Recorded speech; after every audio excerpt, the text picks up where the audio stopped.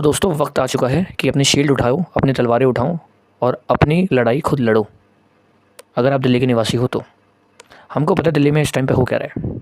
आप रात को जब सोने जाते हो और सुबह उठते हो तो दिल्ली के ऊपर धूल की चादर बिछ रखी है और गवर्नमेंट इसको इस तरीके से इग्नोर कर रही है जैसे कि कुछ है ही नहीं है।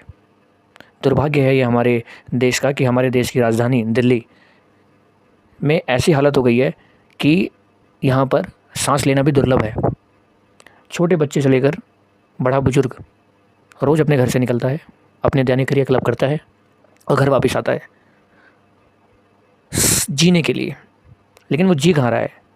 वो निकल रहा है मरने के लिए। हम एक सांस ले रहे हैं, वो सांस हमको हमारी मौत के और करीब लेके आ रही है। दिन भर रात भर हम लगे हुए हैं काम करने में। हम पैसा कमाते हैं, हम उस पैसे से टैक्स भरते हैं ताकि हमारा डेवलपमेंट हो जाए, हमारे लिए विकास बन जाए, हमारे लिए सड़कें हो जाए, हमारी रोड साफ़ हो जाए, हमारे धूल साफ़ हो जाए। लेकिन हमारे ही पैसे से ये लोग क्या कर रहे हैं? अपने घरों में बड़े बड़े प्यूरीफायर लगा दिए हैं, बड़ी बड़ी गाड़ियों से चल रहे हैं। ठीक है, गर्मी है तो एसी, ठंड है तो हीटर। किसके पैसों से? ये हम लोगों के पैसों से। ये लोग जो विधानसभाओं में और लोकसभाओं में बैठ के जो सभाएं कर रहे हैं वो हमारे टैक्स के पैसे से कर रहे हैं। लेकिन इन रिटर्न हमको क्या मिल रहा है? हमारा देश जो दुनिया में बहुत तेज़ी से बढ़ती हुई एक अर्थव्यवस्था है, हम चौथे नंबर पे हैं जीडीपी के लिहाजे से। दुनिया में सबसे तेज़ी से विकसित होता राष्ट्र हमारा भारत है। लेकिन हम किस तरीके से और क्या पैरामीटर सेट कर रहे हैं पूरी दुनिया के लिए अपने आप का? आप टोक्यो की सड़कों पे जाइए, आपको धूल का एक कण नहीं मिलेगा। आप चाइना जाइए, आपको अगर धूल होती है तो वो रातों रात पूरा पॉल्यूशन काट देते हैं। बीजेपी की सरकार दिल्ली में आई थी, दिल्ली के लोगों ने उनको वोट दिया ये समझ के कि केजरीवाल ने जो कुछ भी किया है उससे बेहतर क्या बीजेपी कर पाएगी। लेकिन what we are getting is nothing. Yamuna अभी हमने देखा था छठ के टाइम पे क्या हुआ। उसके बाद नाउ पॉल्यूशन। अरे एटलीस्ट दैट गवर्नमेंट ऑफ आम आदमी पार्टी एटलीस्ट कुछ तो करते थे, वो ट्राई तो करते थे और इवन लगा के बहुत सारी चीज़ें करके। What you guys are doing? Messi आया दिल्ली में, इसी धूल में सांस लिया है, इसी धूल में वो अपने जो उसके चाहने वाले थे उनसे मुलाकात करी। तो आप क्या समझते हैं कि ये जो दुनिया के बहुत बड़ी पर्सनालिटीज़ हैं जो करोड़ों और लाखों लोगों को इन्फ्लुएंस करते हैं, ऐसे लोग when they will go out from India anywhere else, क्या बोलेंगे वो हमारे बारे में? पता है यहाँ दिक्कत क्या है?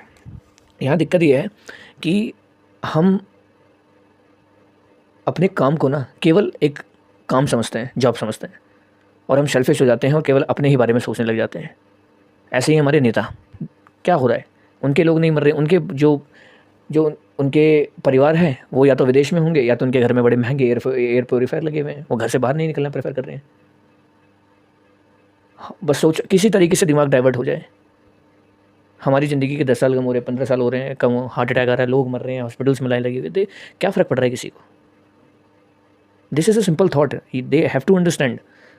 और यही है हमारा देश कि जब हम बोलते हैं कि भाई हम चाइना से आगे नहीं हैं, चाइना हमारे बाद आज़ाद हुआ था, उसके बाद भी चाइना हमसे इतना गुना आगे निकल गया, उतना गुना आगे निकल गए। पता दिक्कत क्या है? हमारे लोगों में दिक्कत क्या है, हमारे पॉलिसी मेकर्स में दिक्कत क्या है, जो हमारे लॉ मेकर्स हैं उसमें क्या दिक्कत है? ये कंपैरिजन करवाते हैं कि भाई तुम चाइना क्यों देख रहे हो? Go see Pakistan, where is Pakistan and where is India. एक ही साथ आज़ाद हुए थे। पाकिस्तान से कंपैरिजन कर रहे हो आप?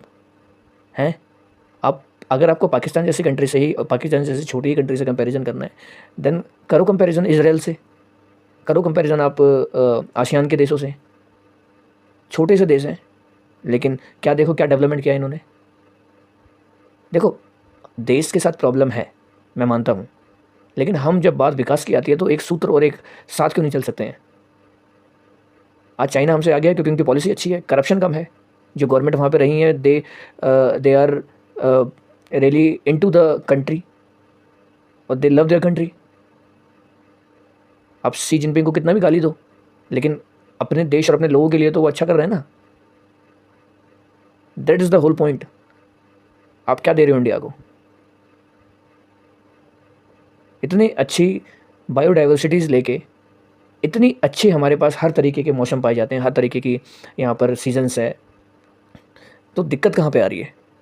दिक्कत ये आ रही है कि जो हमारे नेताज़ हैं, जो हमारे ब्यूरोक्रेट्स हैं, आज भी यहाँ पर सरकारी नौकरियाँ उपलब्धि है, सरकारी नौकरियाँ एक अवसर है, ठीक है। आज भी लोग सरकारी नौकरी को अपॉर्चुनिटी, अवसर के रूप में देखते हैं, यहाँ पे काम के रूप में कोई नहीं देखता।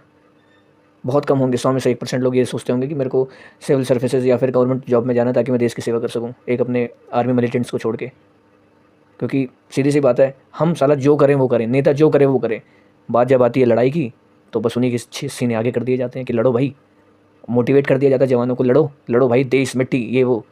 नौबत कहाँ आ रही है लड़ने की हमारी? हाँ, अमेरिका क्यों, किससे लड़ता है अमेरिका?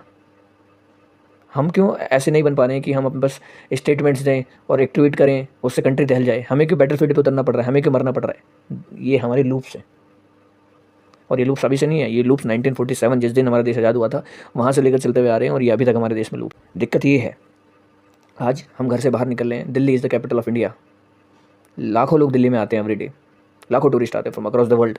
आप क्या प्रेजेंट कर रहे हो दिल्ली को? Gas chamber. मरना है तो दिल्ली आ जाओ। If you have death wish then go to the India and Delhi specifically. Come on man, हम बहुत अच्छे लोग हैं, हमारी संस्कृति बहुत अच्छी है। We deserve better, we deserve better.